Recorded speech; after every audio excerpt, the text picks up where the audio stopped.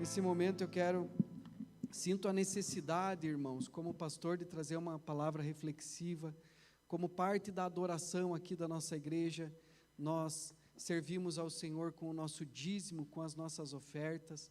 Eu sinto a necessidade, nestes nossos dias, de trazer uma palavra de clareza, uma palavra de esclarecimento sobre essa questão do dízimo, sobre essa questão das ofertas. Algumas pessoas estão dizendo, especialmente youtubers, que o dízimo é algo do Antigo Testamento, que no Novo Testamento nós não estamos mais debaixo da lei, mas debaixo da graça, e por isso não precisamos mais dizimar, que no Novo Testamento precisamos contribuir generosamente, mas que isso não é uma lei. Simplesmente dão como acham, simplesmente dão como podem dar. Mas será que a Bíblia diz realmente isso? Então, Deus mudou? Será que Deus não é mais o mesmo ontem, hoje e eternamente? Nós devemos dar o dízimo? Há uma base bíblica para o dízimo? Há um propósito para o dízimo? E com que atitude nós devemos contribuir na casa do Senhor, com os nossos dízimos e com as nossas ofertas? Quando nós fazemos estas perguntas, as respostas por si mesmas, elas vêm pelo próprio testificar do Espírito Santo aos nossos corações. E eu sinto, irmãos, a necessidade de esclarecer pela palavra de Deus, porque a Bíblia diz que no Novo Testamento, realmente nós não estamos mais debaixo da lei, mas sim debaixo da graça, o que é correto. Mas nós precisamos compreender o que significa isso, o que significa não estarmos debaixo da lei, mas debaixo da graça. As pessoas estão interpretando isso como, olha, então nós não precisamos mais guardar a lei de Deus. E entre estas pessoas estão os que dizem que não precisamos mais dar o dízimo, o que de fato não é o significado desta palavra, que não estamos mais debaixo da lei, mas sim debaixo da graça. E aqui nós temos dois pontos básicos que nós precisamos entender quando nós dizemos que não estamos debaixo da lei, mas sim debaixo da graça, que não tem nada a ver com essa questão de que não precisamos mais obedecer à lei de Deus ou às leis de Deus. Então, primeira coisa, o que significa realmente estar debaixo da lei? O que significa isso? E segundo, quando Paulo fala da lei, de que lei ele está falando? Porque há várias leis. Por exemplo, existem as leis de trânsito, que são as leis que regulamentam o trânsito, as leis comerciais, as leis tributárias, as leis trabalhistas, as leis penais e todas as outras leis. Então, estas coisas precisam ser entendidas porque a Bíblia também fala de várias leis.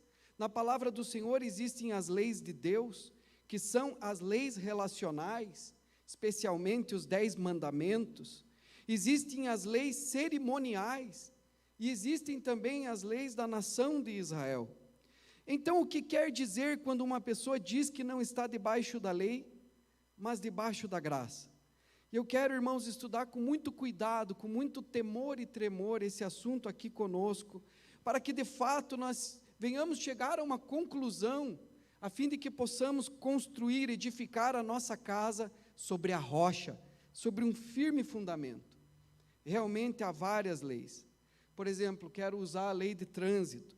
Você precisa aprender as leis do trânsito para então tirar a sua carteira de habilitação. E a carteira de habilitação, como o próprio nome diz, ela declara que uma pessoa está habilitada a conduzir um automóvel pelas vias públicas porque ela conhece as leis do trânsito e ela sabe dirigir um carro. E isso é muito importante. Mas quando uma pessoa desobedece uma lei do trânsito, o que ocorre? Ocorre uma infração das leis do trânsito. Em outro termo, uma transgressão. Então a pessoa está debaixo da pena dessa lei, ou sujeita à pena da lei, porque o termo que o apóstolo Paulo usa aqui, não estamos mais debaixo da lei, mas debaixo da graça, ele tem justamente essa conotação. O termo debaixo da lei é um sinônimo de estarmos sob o poder coercitivo da lei, ou estarmos sujeitos à pena da lei, porque quando existe uma transgressão, existe uma penalidade também. Então existe a lei que regula a conduta, como por exemplo, Deus tem os 10 mandamentos, que são leis que regulam a conduta, são normativas para a nossa convivência em sociedade e também relacionais, do nosso relacionamento com o Deus e com o nosso próximo. Por isso que Jesus disse que aquele que ama a Deus sobre todas as coisas e ao próximo como a ti mesmo, cumpre toda a lei e também os profetas. Então, essas são leis de Deus, mas existe outra lei que vai ser a lei penal, que vai trazer uma regulamentação sobre a pena para aqueles que ousarem transgredir esta lei. Então, existe uma lei que regula a conduta e outra lei que regula as penas, que regulamenta, que define a penalidade, qual o tamanho, ou a quantia, ou o tempo da penalização. Pode ser um tempo na prisão, ou uma multa, ou serviço comunitário, depende da infração ou da transgressão, etc. O mesmo acontece com as leis de Deus, irmãos. Deus diz que não podemos matar, Deus diz que não podemos roubar, Deus diz que não podemos cobiçar, etc. E quando você desobedece, então você está debaixo da pena da lei, porque você transgrediu, você quebrou uma lei de Deus e você está sendo então um transgressor, uma pessoa que transgrediu, ou no termo espiritual, bíblico, um pecador. O seu castigo, segundo a palavra de Deus, é a morte. A Bíblia diz que o salário do pecado é a morte. Por isso que Romanos capítulo 6, versículo 23 diz assim: porque o salário do pecado, a pena para aquele que transgride a lei de Deus é a morte. Mas o dom gratuito de Deus é a vida eterna em Jesus Cristo, nosso Senhor. O que é pecado, irmãos? 1 João 3,4 fala o que é pecado. Diz assim: todo aquele que pratica o pecado é transgressor da lei, porque o pecado é a transgressão da lei. Os irmãos entendem? Então, quando você faz uma transgressão, por exemplo, da lei do trânsito, você tem que pagar uma multa. Isso é o que você tem que fazer. Existe uma multa a ser paga. Enquanto você não paga aquela multa, você está debaixo de condenação, você está debaixo daquela lei, sob a condenação. E a Bíblia diz que todos nós pecamos e fomos destituídos da glória de Deus, e havia sobre o homem uma sentença, um escrito de dívida que era contra nós nas suas ordenanças. E esse escrito de dívida dizia que a pena era a morte. Então, se a pena é a morte, só há um jeito de pagar. Só há um jeito de você pagar essa multa, de você cumprir essa pena. É como alguém que vai preso e tem uma pena, por exemplo, de 2 anos de cadeia. E ele tem que cumprir aquela pena para então ele dizer: agora eu estou redimido da minha pena, cumpri a minha pena, paguei a minha dívida, paguei a minha conta e posso sair em liberdade. Não devo mais para a justiça, não estou mais debaixo da lei, porque ele pagou a pena. Só que a pena imposta ao homem por causa da transgressão da lei divina era a morte. E então não adianta nós imaginarmos que se eu viver uma vida inteira de boas obras, ou pelas minhas boas obras eu posso me salvar, eu posso cumprir a minha sentença, a minha pena, e então ser absolvido. Não posso, irmãos, porque a pena é a morte, e só a morte paga a minha dívida. Mas se eu pagar a minha dívida, então eu morri, e não há mais o que fazer, porque o salário do pecado é a morte. Então é como alguém que está na cadeia, foi pela lei sentenciado, julgado e colocado na prisão para cumprir uma pena, digamos, de 2 anos. E o juiz decretou, mediante a lei, que a pena dele é aquela, e ele está lá e ele recém começa o cumprimento da sua pena. De repente chega o carcereiro e diz assim: olha, você está em liberdade. Ele pode questionar, mas como? Se eu tenho que cumprir 2 anos de cadeia para então sair em liberdade? Não, mas aqui está uma pessoa, este homem que está aqui comigo, ele veio para te substituir, ele vai ficar preso em seu lugar para que você possa ser livre. Foi exatamente isso que Jesus fez por nós na cruz do Calvário, irmãos. A Bíblia diz que o escrito de dívida que era contra nós nas suas ordenanças, ele tirou do meio de nós e cravou na cruz. E é por isso que a palavra do Senhor diz que nós não estamos mais debaixo da lei, mas debaixo da graça. Porque agora Jesus Cristo pagou a nossa dívida no nosso lugar. Ele pagou o preço pelos nossos pecados. Ele nos comprou novamente para Deus. Essa é a palavra do Senhor. E isso é maravilhoso, amém, irmãos? E é nesse sentido que a palavra do Senhor diz: nós não estamos debaixo da graça, mas nós não estamos debaixo da lei, mas estamos debaixo da graça. Porque o Senhor pagou a dívida no nosso lugar. Mas eu pergunto para os irmãos, por acaso, então, agora nós podemos, porque o Senhor Jesus pagou a dívida no nosso lugar, nós não estamos mais debaixo da lei, mas debaixo da graça, nós podemos, então, agora matar? Nós podemos agora, então, adulterar? Nós podemos agora, então, roubar? Porque estas são as leis relacionais, as leis morais, as leis de relacionamento entre Deus e o homem, e entre o homem e o próximo, seu semelhante. E estas leis têm que ser observadas. Por isso diz lá em Romanos capítulo 6, que nós não podemos dizer assim: agora vamos cometer pecado para que a graça abunde, porque só recebe a redenção e a substituição pelo sacrifício de Cristo na cruz do Calvário aquele que decidiu morrer para o pecado, que decidiu: meu Deus, me perdoe por eu ter transgredido a tua lei, de agora e de hoje em diante, eu não quero mais, pela minha livre escolha, andar no pecado, mas eu me arrependo do pecado.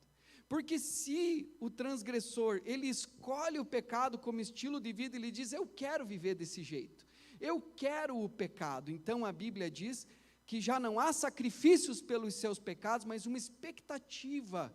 Está escrito em Hebreus capítulo 10, uma expectativa de juízo e fogo vingador que consumirá os adversários. Horrenda coisa é cair nas mãos do Deus vivo. Então, você está escolhendo o pecado, junto com o pecado tem a condenação. Os irmãos estão entendendo, irmãos? E as leis de relacionamento, essas leis morais, o Senhor Jesus não aboliu nenhuma delas.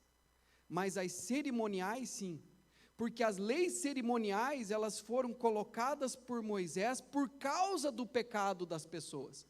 Por causa do pecado deles, diz a Bíblia Sagrada, Deus incluiu as leis cerimoniais, que eram como que multas. O que significavam as leis cerimoniais? Elas eram uma antecipação justamente do sacrifício de Cristo na cruz do Calvário. Então era uma multa, conforme o pecado, a pessoa tinha que apresentar um animal em sacrifício. E esse animal apontava para o sacrifício expiatório de nosso Senhor Jesus Cristo. Era uma antecipação profética. Então, ele ia lá, colocava a mão no animal e pela fé o pecado dele era transmitido para o animal e o animal morria com o pecado dele. Mas Jesus Cristo já fez isso por nós. Por isso que estas leis cerimoniais foram abolidas, porque o Senhor não se agrada, irmãos, de sangue de touro nem de bode, mas diz o texto em Hebreus: corpo me preparaste. Então, o sacrifício pela alma humana não poderia ser diferente. Um boi, um bode, um animal poderia ser só uma figura profética, mas ele não tem como satisfazer a justiça divina de um ser humano. E por isso Jesus morreu na cruz do Calvário. Então as leis cerimoniais foram abolidas, mas o dízimo não tem nada a ver com leis cerimoniais, porque o dízimo se trata da propriedade privada. A Bíblia diz: não roubarás, porque roubar é a propriedade privada, é o que é do outro, e isso é pecado, isso é transgressão da lei. E a palavra do Senhor fala sobre isso, irmãos. Jesus falou sobre isso muito claramente. Jesus disse: eu não vim para abolir a lei no Sermão da Montanha, mas para cumpri-la. Jesus disse: não podeis servir a dois senhores, porque ou vocês vão se devotar a um e desagradar o outro, ou vocês vão servir a este e desagradar aquele. Por isso vocês não podem servir a Deus e às riquezas. E através do dízimo nós mostramos quem é o nosso Deus e em quem que nós verdadeiramente confiamos. Jesus também, quando foi tentado pelos fariseus, porque eles criam no dízimo, eles sabiam que o dízimo é questão de propriedade privada, e eles disseram para Jesus assim, experimentando Jesus na questão dos impostos, na questão de César: Senhor, é lícito pagar imposto a César? E Jesus reafirmou a lei do dízimo, quando ele diz assim: dai a César o que é de César, e a Deus o que é de Deus. Porque o questionamento deles era esse: será que nós não temos que só servir a Deus? Ou nós precisamos também pagar os impostos? E ali o Senhor Jesus reafirma: dai a César o que é de César, e a Deus o que é de Deus. Porque o que é de Deus, irmãos, está nas Escrituras, e é propriedade privada. O Salmo 22, o Salmo 24, versículo 1 diz: do Senhor é a terra e a sua plenitude, o mundo e aqueles que nele habitam. Tudo é de Deus, porque Ele é o Criador, e por criação Ele tem direito a todas as coisas. Então isso aqui, essa mesa, esse vaso, essas coisas todas, são do Senhor, porque tudo que nós temos aqui vem da natureza, é transformado através da matéria-prima extraída da obra de Deus. Então tudo é de Deus, nada é nosso. Essa roupa é de Deus, as coisas são de Deus, a terra é de Deus, e o homem que nele habita, você também é de Deus. Mas Deus requereu, irmãos, para todos, não só para a igreja, mas para todos, Deus requereu as primícias. Deus disse: o dízimo é meu. Então Ele requereu daquilo que é dele, Ele requereu essa 10ª parte, e Ele disse: o dízimo é meu. Então o dízimo se trata de propriedade privada, do que é de Deus, daquilo que Ele pediu para Ele, daquilo que Ele requereu para Ele. Isso é lei de relacionamento, porque o Senhor Jesus também disse que para cumprir a lei você precisa amar a Deus sobre todas as coisas e ao próximo como a ti mesmo. E ali nós buscamos em primeiro lugar: Senhor meu Deus, eu reconheço, eu te honro, eu te louvo, eu te adoro, eu creio em ti. E nós buscamos em primeiro lugar o reino de Deus e a sua justiça. Mas tem mais um detalhe, irmãos, porque houve uma mudança de lei. Hebreus capítulo 7, versículo 12 diz assim: porque quando se muda o sacerdócio, necessariamente também muda a lei. Porque aquele de quem são ditas estas coisas pertence a outra tribo, da qual ninguém prestou serviço diante do altar. Pois é evidente que o nosso Senhor procedeu de Judá, tribo a qual Moisés nunca falou nada a respeito de sacerdócio. E isto é ainda muito mais evidente quanto à semelhança de Melquisedeque. Surge outro sacerdote, constituído não conforme a lei de mandamento carnal, mas segundo o poder da vida que não tem fim, porque dele se testifica: você é sacerdote para sempre, segundo a ordem de Melquisedeque. E em Hebreus capítulo 7, pouquinho antes, no versículo 2, diz assim: foi para ele que Abraão separou o dízimo de tudo. Primeiramente, o nome dele, Melquisedeque, significa rei de justiça. Também é rei de Salém, ou seja, rei de paz. Sem pai, sem mãe, sem genealogia, ele não tem princípio de dias, nem fim de existência, mas feito semelhante ao Filho de Deus, permanece sacerdote para sempre. Aleluia. O que está sendo dito aqui, irmãos, é que o sacerdócio de Cristo é superior ao sacerdócio levítico. Então, houve uma mudança de sacerdote, porque Jesus é sumo sacerdote segundo a ordem de Melquisedeque. E diz o texto aqui de Hebreus, no Novo Testamento, que Abraão, antes de Moisés, antes de existir a lei, ele deu o dízimo de tudo a Melquisedeque. E quando o dízimo é citado aqui nesse texto do Novo Testamento, é para reconhecimento sacerdotal, porque o dízimo não é invalidado, pelo contrário, ele é convalidado aqui nesse texto, porque está dizendo: olhe para quem que ele deu o dízimo, Então o dízimo é para a igreja hoje, porque o dízimo agora não é mais para os levitas, não é mais para o templo dos judeus, mas o dízimo agora é para a igreja. Então o que está sendo dito aqui, irmãos, é que houve uma transferência. Antes o dízimo era para o templo dos judeus, para os levitas. Agora o dízimo é para a igreja. Jesus é o cabeça da igreja. O dízimo é para o sustento da obra do Senhor, para a pregação do Evangelho, para o sustento pastoral, para o pagamento dos aluguéis, para o pagamento da obra da construção dos templos, para a obra missionária no mundo inteiro, para que a obra do Senhor seja mantida, para que haja mantimento na minha casa, na casa do tesouro, diz a palavra do Senhor, tragam todos os dízimos e as ofertas. Então houve só uma transferência, saiu daqui e veio para cá, porque houve uma mudança de sacerdócio, e esse sacerdócio, justamente, irmãos, ele é autenticado pelo dízimo. O reconhecimento é porque Abraão deu o dízimo a Melquisedeque, e esse Melquisedeque era o próprio Jesus. Pela descrição aqui, não tinha começo de dias nem fim de dias, rei de justiça, rei de Salém, rei de justiça, rei de paz, é o próprio Senhor Jesus, ao qual Abraão ofereceu o dízimo lá, já antes da lei, no Antigo Testamento. Amém, irmãos? Então, isso é algo maravilhoso e é algo que nós precisamos atentar, para que nós venhamos construir a nossa casa sobre a rocha, para que nós venhamos observar, porque o próprio Malaquias, ele qualificou o dízimo, não como lei cerimonial, que agora foi abolida porque Cristo já morreu por nós, não precisamos mais daquelas leis cerimoniais, mas ele qualificou o dízimo como propriedade privada, quando ele disse, roubará o homem a Deus? E os homens dizem, em que te roubamos, Senhor? Nos dízimos e nas ofertas. Para que serve o dízimo? Para mantimento de toda a obra do Evangelho, para que nós nos tornemos participantes da obra do Evangelho. Então, quando nós nos convertemos e nos tornamos fiéis nos dízimos, Deus nos está fazendo participantes da obra do Evangelho no mundo inteiro. Amém, irmãos? Precisava trazer essa palavra de clareza para a igreja. Vamos nos pôr em pé, irmãos, na presença do Senhor.